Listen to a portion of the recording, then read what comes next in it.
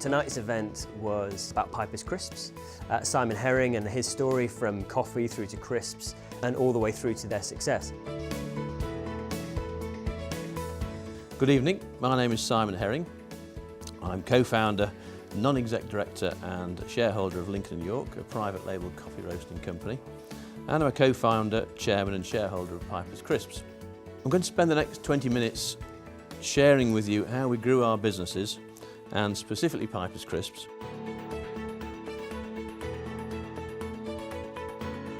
I had a great childhood, brought up on a farm with amazing freedom to pretty much do anything. I left home at the earliest opportunity. I worked for a big American company called Cargill, ended up on the coffee futures floor, where I struck up a relationship with the physical coffee traders, and that was where I started to get to know the coffee industry.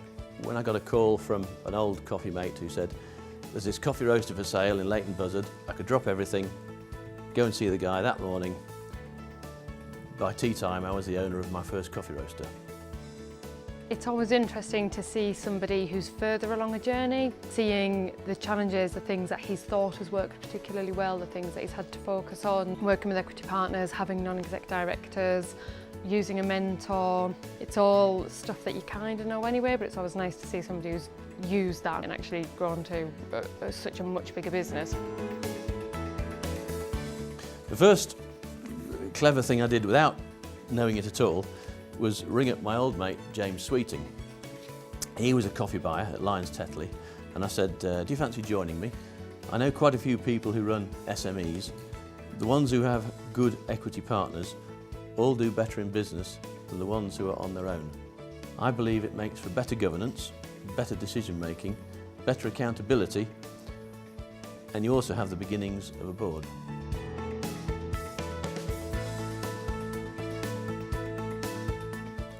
In the early years, we were growing at 25%. That means that every 2.8 years, you need to double the staff, double the resources, double the skills and competencies, and double the capacity. We had identified that the most important thing was the Piper's brand, its strength and what it stands for. So everything we did had to support the brand, every single action. This was a major part of the Piper's growth. But I do believe that if you don't keep growing at the right pace, then you will not attract and retain the right people. I love hearing the ways that different entrepreneurs and business owners have started, scaled and grown their business.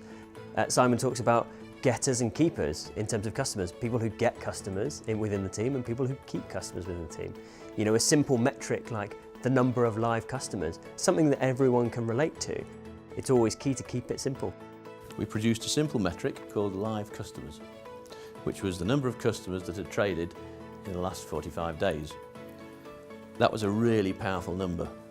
It drove sales, it was so simple, everybody understood it.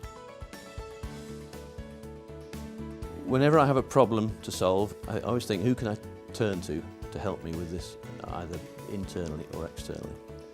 In 2009, I met my next mentor, Julian Cook. Julian and my fellow members of the support group coached and mentored me, bit by bit, to scale the company to a place that I did not even know was possible. Sometimes it's just brilliant to take yourself out of the business, switch off your phone and listen to other people's stories. And you get a lot of confidence from that because you hear the not so nice parts of it and the bits that went well and maybe not so well, but actually it makes everything more real. And he mentioned as well about corporate governance and how he wished he'd known about more of that when he first set up, which I actually think is really interesting because it's not something that you do as a small business owner, and it feels like that's a warning about the next step, and actually maybe I need to start looking at governance now and not trying to put it in place in 5 years' time. There are a few things I'd love to have known at the outset of my business career.